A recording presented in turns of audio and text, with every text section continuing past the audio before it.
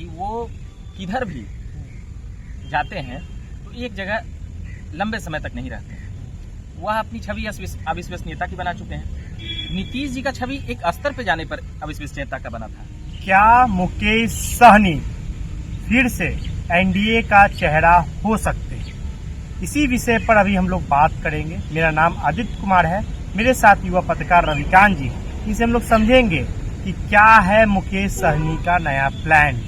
2025 आ चुका है और मुकेश सहनी इससे पहले अपनी अच्छी छवि बना के आए हैं। वो मंत्री भी रह चुके हैं, उनके कई विधायक भी रह चुके हैं, लेकिन अभी मुकेश सहनी का कुछ पता ही नहीं चल रहा है।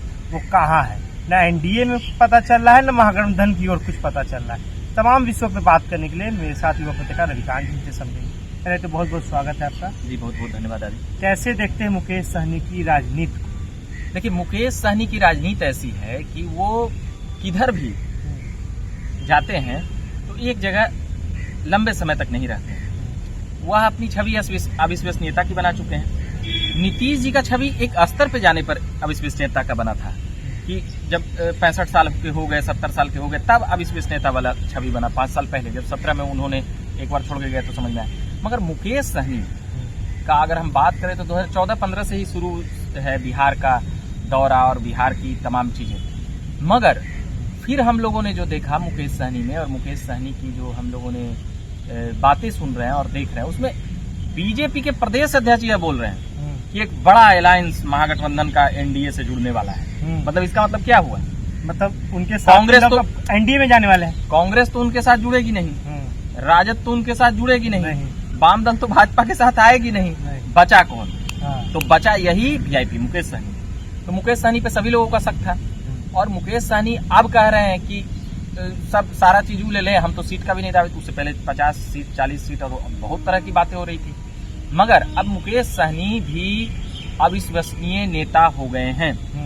एक तरह से अगर कहें तो इस पर मुहर इस प्रकार से लगता है कि जब वह 19 विधानसभा 15 में वो किसके साथ थे?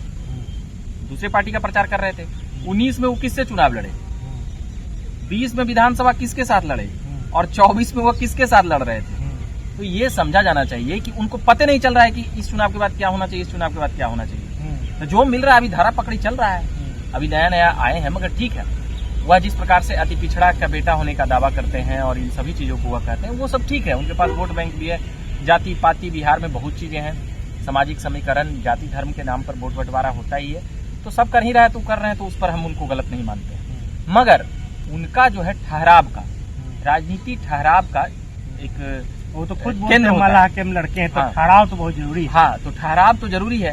मगर अब कभी कभी उलट पुलट भी होना चाहिए ना, तो रोटी जल जाता है। तो वो क्या कर रहे हैं ना कि जल्दी जल्दी पलट जा रहे हैं, तो रोटी कच्चे रह जा रहा है यहाँ। तो विषय यहाँ यह है कि जब वह 2020 विधानसभा लड़े थे तो उनको वेट एंड वॉच करना चाहिए था। मगर वो हड़बड़ी में यूपी इलेक्शन में चल जाते हैं करने।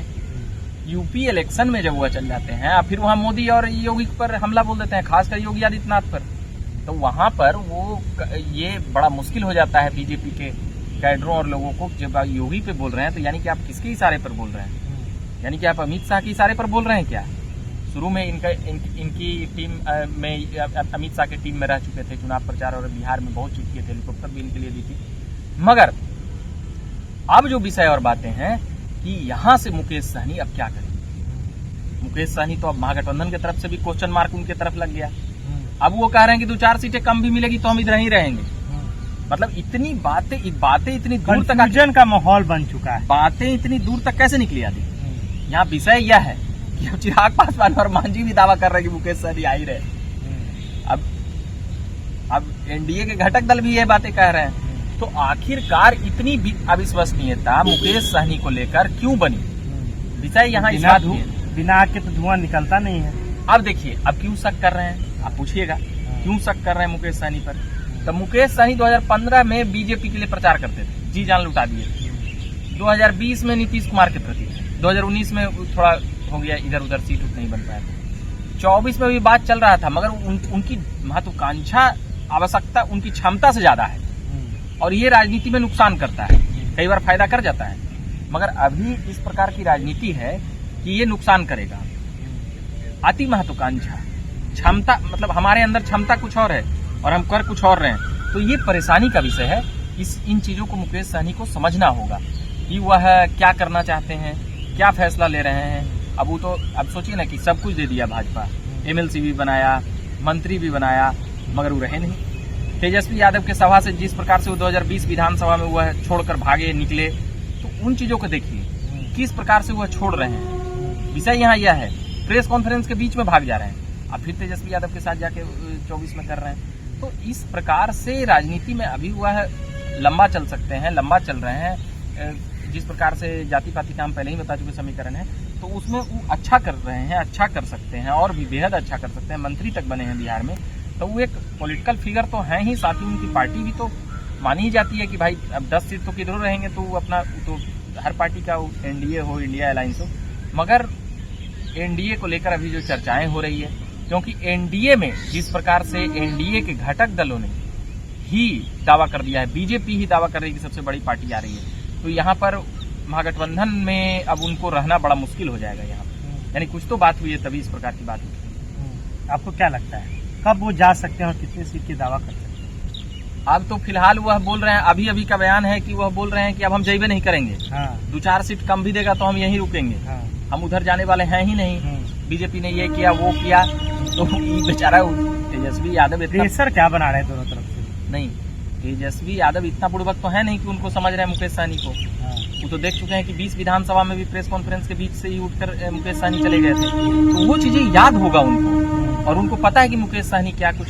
तो यहाँ पर अब वह एक आरोप वो भी लगाते थे मुकेश सहनी की मेरे विधायकों को बीजेपी ने तोड़ लिया है, अभी भी बोल रहे हैं कि बीजेपी ने तोड़ लिया है। पर कई आरोप होता है कि अपना ऐसी लगा दिए, बोल रहे हैं, मगर अंदर अंदर खिचड़ी कुछ और पकड़ा है। नीतीश कुमार ऐसा कई बार कर चुके हैं, 3-4 बार कर चुके हैं। तेजस्वी यादव भी इन चीजों को, और कांग्रेस या वाम दल इन चीजों को सोच रही है कि यहाँ पर ये मुकेश सहनी क्या करना चाहते हैं और क्या करेंगे। अब विषय यहाँ इस बात की भी है कि मुकेश सहनी को लेकर अब NDA के ही बड़ी बड़ी पार्टियां दावा कर रही है, तो हवा में तो दावा नहीं कर रही है। आपने ठीक कहा कि आग लगी है तभी तो धुआं उठ रहा है, ये बातें समझ में आ रही है। आज भी हलचल कुछ तेज था, आज भी हलचल तो तेज ही है। मुकेश सहनी अपनी अपनी ही बातों में फंस जा रहे हैं, क्योंकि उनका NDA भाजपा से नाता रहा है। अमित शाह से वो मिलते जाते रहे हैं, अमित शाह से मुलाकात की, भाजपा के नेताओं से मुलाकात की दावा, ये पुख्ता कई जानकारी मिला है। तो इसीलिए इस विधानसभा में 25 विधानसभा में उनको भी ये बातें समझ में आ रही है कि NDA का पलड़ा भारी है। उधर अगर 2-3 सीट कम भी देगा तो हम ज्यादा सीट निकाल सकते हैं। विषय यहाँ इस बात बड़े दावे कर रहे हैं, आप बोल रहे हैं कि NDA का पलड़ा भारी है। यहाँ तो महागठबंधन मजबूत दिखाई दे रही है। देखिए, अब आंकड़े पर आप जाइएगा तो ठीक है, कांग्रेस है, राजद है, वाम दल मजबूत, ठीक है, मजबूत स्थिति में। हाँ, ठीक है। तो अभी लोकसभा हुआ है, इससे पहले विधानसभा हुआ है। उस विधानसभा के चुनाव में बिना चिराग का और बिना उपेंद्र कुशवाहा का नीतीश कुमार 122 का जो जादुई आंकड़ा है वह पार कर गए। तो इस बार तो चिराग पासवान और उपेंद्र कुशवाहा दोनों इस तरफ है ना। अरे 125 सीट पर तो चिराग पासवान खिलाफ है ना थे जी, तो इस बार तो दोनों ही साथ हैं। तो आप यह कैसे कह सकते हैं कि ये ऐसे हो सकता है? तो यहाँ पर ये बातें, कुल बातें निकल कर आ रही है कि NDA का पलड़ा निश्चित तौर पर भारी है। ये बातें मुकेश सहनी को समझ में आ गया है या आ रहा है, इसीलिए इस प्रकार की बातें हो रही है, इसीलिए इस प्रकार की बातें हो रही है कि मुकेश सहनी NDA का हिस्सा हो सकते हैं क्या। कहीं कुछ बातें हुई और हो रही है उनको, इसीलिए उनको बार बार इसका पुख्ता जानकारी और जवाब देना पड़ रहा है कि क्या कुछ बातें हैं, नहीं है, और भी वगैरह वगैरह बहुत सी बातें करनी पड़ रही है उनकी वजह से। तो अभी हम लोग मुकेश सहनी के विषय में बात कर रहे हैं। आज हलचल फिर से तेज हो चुकी है, मुकेश सहनी की बात फिर से होने लगी है। ये बात होने लगी है कि मुकेश सहनी, जो कि पूर्व में मंत्री नीतीश कैबिनेट, वो जब गए थे तो उन्होंने आरोप लगाया था कि हमारे विधायकों को भारतीय जनता पार्टी के लोगों ने अपने पाले में कर दिया। फिर वो चले जाते हैं, फिर महागठबंधन में चले जाते हैं तेजस्वी के साथ, उनकी तमाम तस्वीरें वायरल होती हैं। और फिर से 2025 का चुनाव नज़दीक आ चुका है, अब कुछ ही समय हम लोग चुनाव में चले गए। सभी पार्टियां एक दूसरे को खुश करने में, नाराज करने में लगी हुई है। इसी सिलसिले में हम लोग बात करते थे मुकेश सहनी का क्या होगा भविष्य, किस ओर जाएंगे, महागठबंधन की ओर जाएंगे, एनडीए की ओर जाएंगे। तमाम विषयों पे हम लोग अभी युवा पत्रकार रविकांत जी से वार्तालाप कर रहे थे। मेरा नाम आदित्य कुमार है।